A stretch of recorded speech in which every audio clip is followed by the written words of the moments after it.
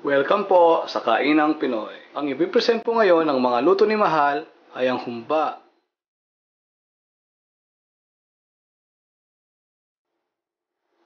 Tara na pong iisa-isahin ang mga ingredients. Kailangan po natin ng pork hock o yung pata ng baboy,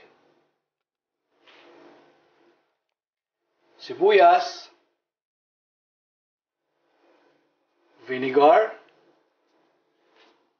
toyo, brown sugar, salt and pepper, yung tahure or beans cake,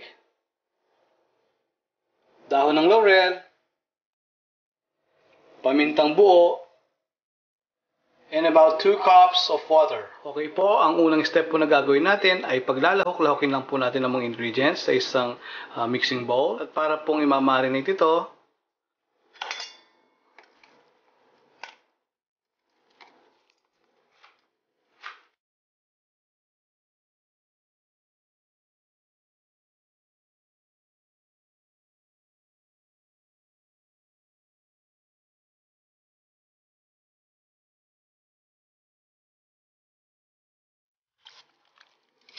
yan po, at halu-haluin lang po natin. Pag nahalo na pong maigi, gumamit po tayo ng isang malaking cooking pan at ilagay po natin itong mga napaghalo-halo ingredients.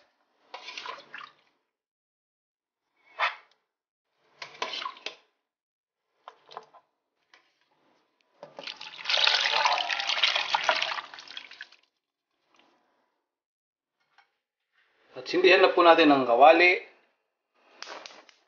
At maghintay na po tayo ng 1.5 hours hanggang lumambot po ang ating karne. Kailangan pong takpan po natin ito. Ito po, habang hinihintay nyo po lumambot pong karne, make sure po na tinitingnan nyo ito at sinisilip-silip po ninyo at baka po umapaw yung sabaw habang ito yung nakatakip kanina. Ito po, okay na po ang humba natin at tinignan po namin yung karne, malambot na. Ngayon po, depende sa panlasa nyo. Kasi dito, dapat mag-mix ang asim at ang tamis ng ating nilulutong humba. At depende sa panlasa nyo, kayo na pong bahala kung kailangan nyo pandagdagan ng suka or yung asukal. Ito na po ang ating humba. Isa po ito sa paborito kong niluluto ng aking mahal. Samahan nyo na po kami sa aming hapunan. Maraming salamat po muli sa pagsuporta niyo sa Kainang Pinoy. Hanggang sa muli po.